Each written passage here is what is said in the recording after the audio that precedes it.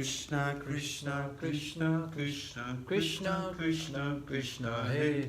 Krishna, Krishna, Krishna, Krishna, Krishna, Krishna, Krishna, Hey. Krishna, Krishna, Krishna, Krishna, Krishna, Krishna, Krishna, Hey. Rakshama, Krishna, Krishna, Krishna, Krishna, Krishna, Krishna, Bahimam. Raghava, Rama, Raghava, Rama, Raghava, Rakshama. Krishna, Kesava, Krishna, Kesava, Krishna, Kesava, Bahimam. So, it's read from Krishna book, chapter 86, and this is prayers by the personified Vedas. The human form of body is a special chance in which the developed form of consciousness can be utilized.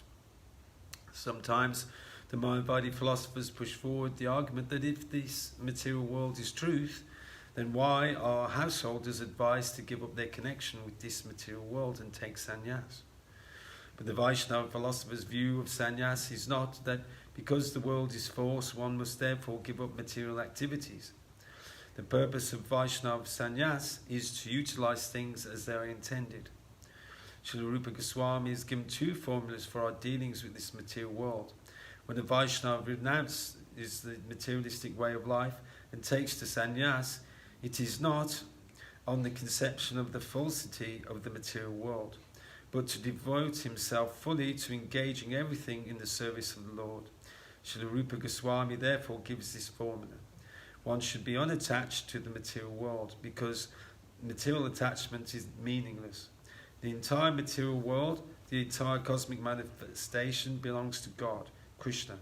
Therefore, everything should be utilized for Krishna, and the devotees should remain unattached to material things. This is the purpose of Vaishnava sannyas. A materialist sticks to the world for sense gratification, but a Vaishnava sannyas, although not accepting anything for his personal sense gratification, knows the art of utilizing everything for the service of the Lord. Srila Rupa Goswami is therefore criticized the Mayavadi sannyas because they do not know that everything has a utilization for the service of the Lord. On the contrary, they take the world to be false and falsely think of being liberated from the contamination of the material world. Since everything is an expansion of the energy of the Supreme Lord, the expansions are as real as the Supreme Lord is.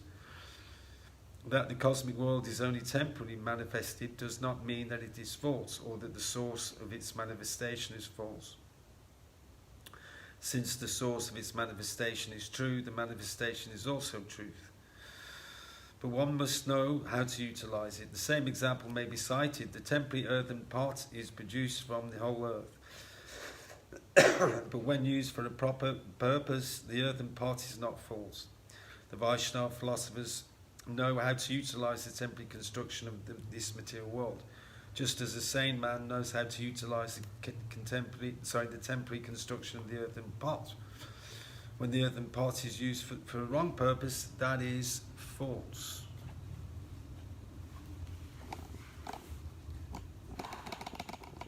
Special effects.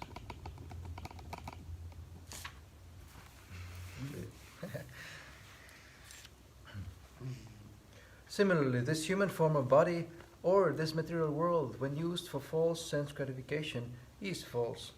But if this human body and the material creation are used for the service of the Supreme Lord, their activities are never false. It is therefore confirmed in the Bhagavad Gita that a little attitude of service in using this body and the material world for the service of the Lord can deliver a person from the gravest danger. When properly utilized, neither the superior nor inferior energies emanating from the Supreme Personality of Godhead are false. As far as fruitive activities are concerned, they are mainly based on the platform of sense gratification. Therefore, an advanced Krishna conscious person does not take to them. The result of fruitive activities can elevate one to the higher planetary system. But as it is said in the Bhagavad Gita, foolish persons, after exhausting the results of their pious activities in the heavenly kingdom, come back again to the slower planetary system and then again try to go to the higher planetary system. Their only profit is to take the trouble of going and coming back. Just as at present many material scientists are spoiling their time by trying to go to the moon planet and again come back. Those who are engaged in fruitive activities are described by the Vedas personified as Antha Parampara, or blind followers of the Vedic ritualistic ceremonies. Although such ceremonies are certainly mentioned in the Vedas, they are not meant for the intelligent class of men. Men who are too much attached to material enjoyment are captivated by the prospect of being elevated to the higher planetary systems, and so they take to such ritualistic activities. But the person who is intelligent or who has taken shelter of a bona fide spiritual master to see things as they are does not take to fruitive activities, but engages himself in the transcendental loving service of the Lord. Persons who are not devotees take to the Vedic ritualistic ceremonies for materialistic reasons, and then they are bewildered. A vivid example may be given. An intelligent person possessing millions of dollars in currency notes does not hold the money without using it, even though he knows perfectly well that the currency notes in themselves are nothing but paper. When one has $1 million in currency notes, he is actually holding only a huge bunch of papers. But if he utilizes it for a purpose, then he benefits. Similarly, although this material world may be false, just like the paper, it has its proper beneficial utilization. Because they...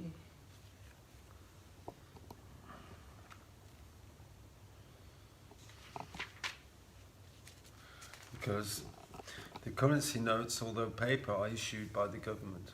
They have full value. Similarly, this material, yeah, this material world may be false or temporary, but because it's an emanation from the Supreme Lord, it has its full value. The Vaishnava philosopher acknowledges the full value of this material world and knows how to utilize it properly, whereas the Mayavadi philosopher fails to do so. Just as those who mistake a currency note for false paper give it up and cannot utilize the money. Sri Rupa Goswami therefore declares that if one rejects this material world as false, not considering the importance of this material world as a means to serve the Supreme Personality of Godhead, such renunciation has very little value. A person who knows the intrinsic value of this material world for the service of the Lord, who is not attached to the material world, and who renounces the material world by not accepting it for sense gratification, is situated in real renunciation. This material world is an expansion of the material energy of the Lord, therefore it is real. It is not false, as sometimes concluded from the example of the snake and the rope. The personified Vedas continued the cosmic manifestation because of its flickering nature. Because of the flickering nature of its impermanent existence, appears to less intelligent men to be false. The Mayavadi philosophers take advantage of the flickering nature of this cosmic manifestation to prove their thesis that this world is false. According to the Vedic version, before the creation this world had no existence. After dissolution the world will no longer be manifested. Voidists also take advantage of this Vedic version and conclude that the cause of this material world is void. But the Vedic injunctions do not say that it is void. The Vedic injunction defines the source of creation and dissolution as Yato va imani bhutani jayante, he from whom the cosmic manifestation has emanated and in whom after annihilation everything will merge. The same is explained in the Vedanta Sutra and in the first verse of the first chapter of Srimad Bhagavatam by the word Jamadayasya, he from whom all things emanate. All these Vedic injunctions indicate that the cosmic manifestation is due to the Supreme Absolute Truth, so to the Supreme Absolute Personality of Godhead, and when it is dissolved, it merges into Him. The same principle is confirmed in the Bhagavad Gita. The cosmic manifestation comes into existence and again dissolves, and after dissolution, it merges into the existence of the Supreme Lord. This statement definitely confirms that the particular energy known as Bahirangamaya, or the external energy, although of flickering nature, is the energy of the Supreme Lord, and as such it cannot be false. I'm reading your page. It's good that you like reading, Prabhu. It's a very good sign that you like to read. Hare Krishna.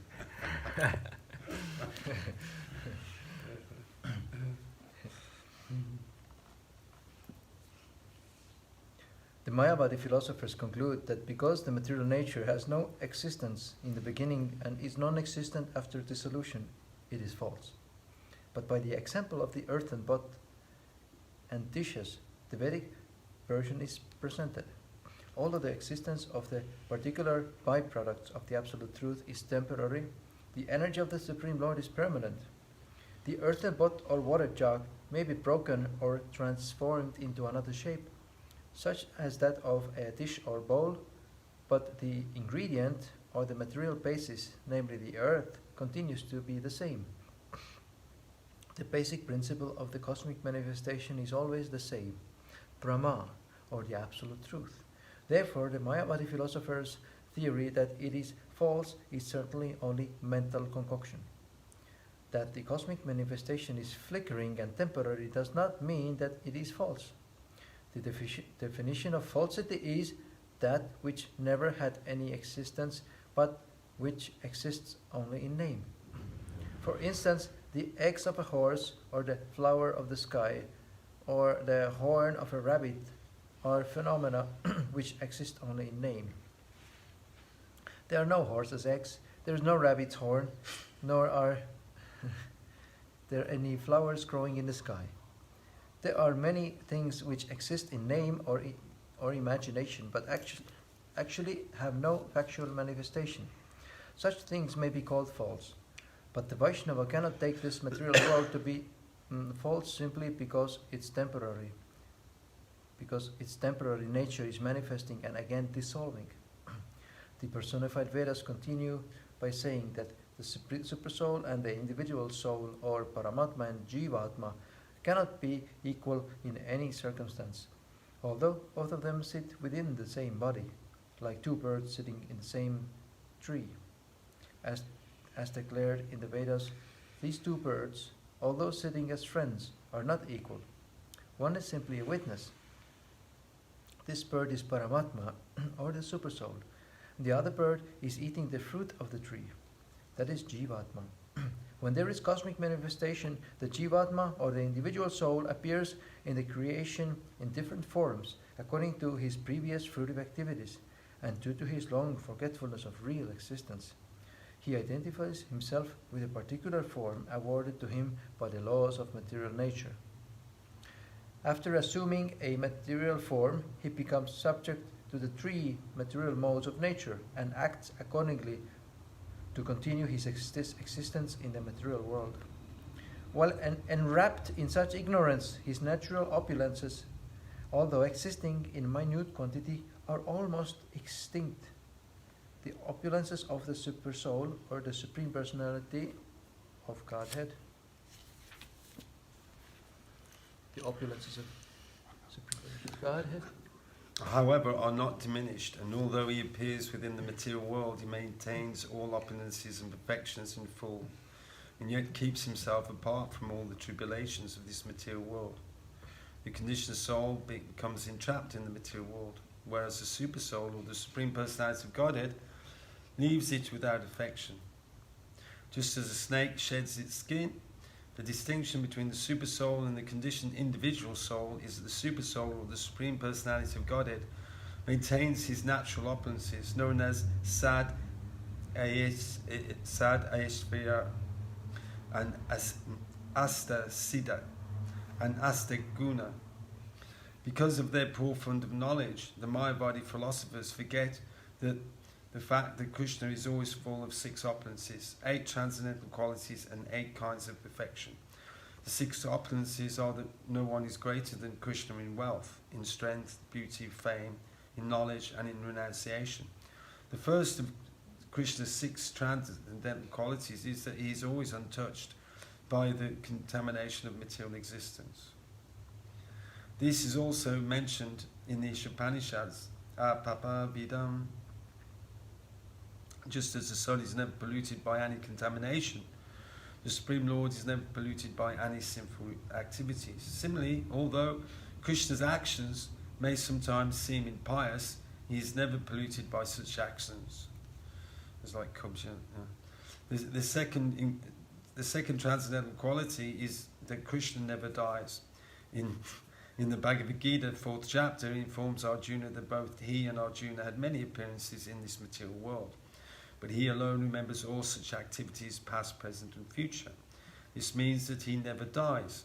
Forgetfulness is due to death. As we die, we change our bodies and forget. Krishna, however, is never forgetful. He can remember everything that has happened in the past. Otherwise, how could he remember that he first taught the yoga system of Bhagavad Gita to the sun god, Vishnu? Therefore, he never dies. Nor does he ever become an old man. Although Krishna was a great-grandfather, when he appeared on the battlefield of Kurukshetra, he did not appear as an old man. Krishna cannot be polluted by any sinful activities. Krishna never dies. Krishna never becomes old. Krishna is never subject to lamentation. Krishna is never hungry and he is never thirsty. Whatever he desires is perfectly lawful, and whatever he decides cannot be changed by anyone. These are the transcendental qualities of Krishna. Besides that, Krishna is known as Yogeshvara. He has all the opulences or facilities of mystic powers.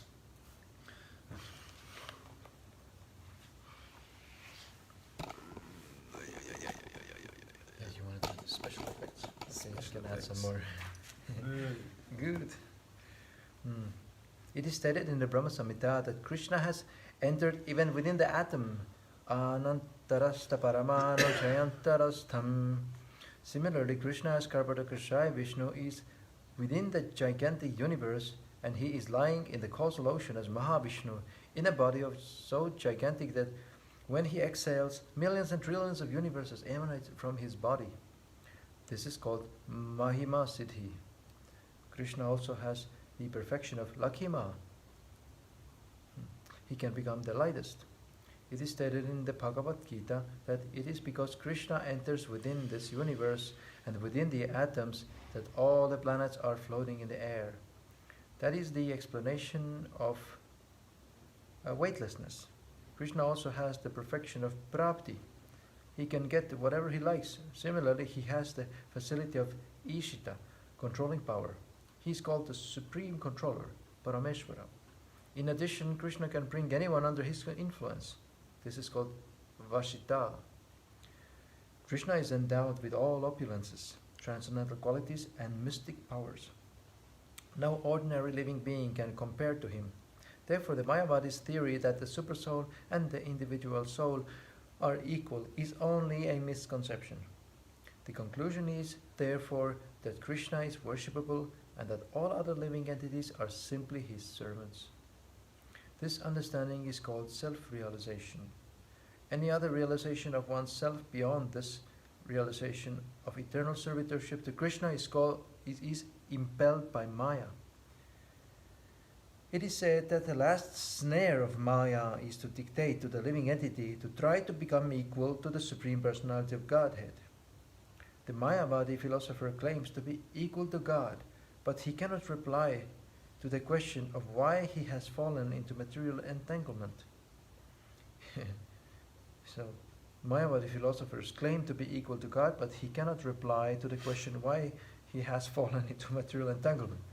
If he is the Supreme God, then how is it that he has been overtaken by impious activities and thereby subjected to the tribulations of the law of karma? When the Mayavadis are asked about this, they cannot properly answer. The speculation that one is equal to the Supreme Personality of Godhead is another symptom of sinful life. One cannot take to Krishna consciousness unless he is completely freed from all sinful activities. The very fact that the Mayavadi claims to be one with the Supreme Lord means that he is not yet freed from the reactions of sinful activities. Srimad Bhagavatam says that such persons are avishuddha buddhi, which means that they falsely think themselves liberated, although at the same time they think themselves equal with the absolute truth.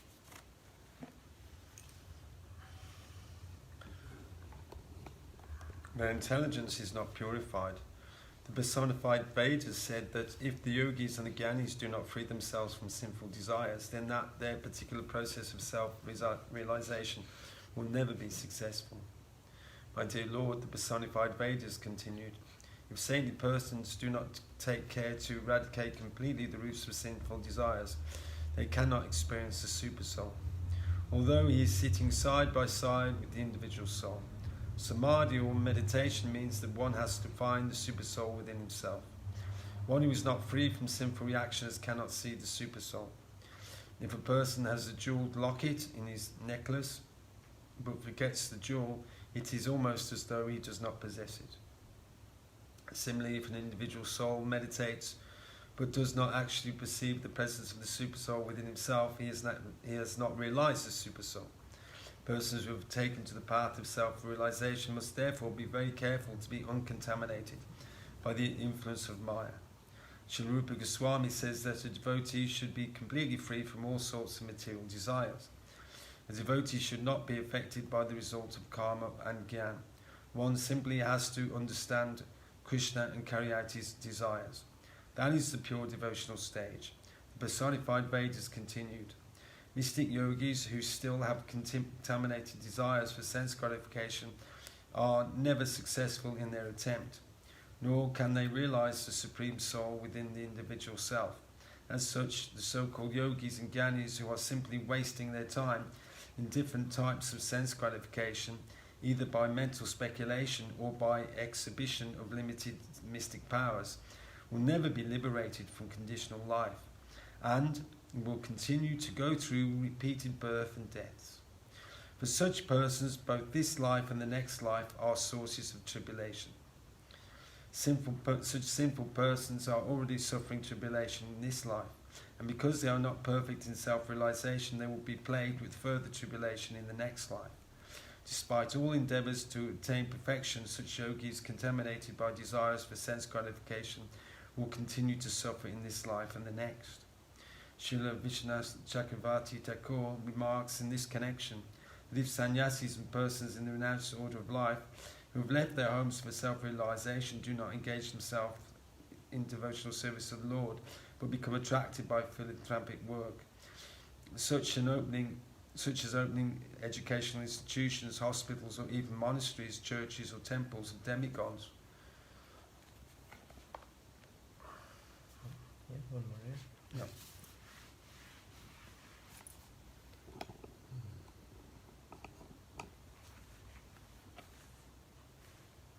They find only trouble from such engagements, not only in this life, but in the next. Sannyasis who do not take advantage of this life to realize Krishna simply waste their time and energy in activities outside the jurisdiction of the renounced order.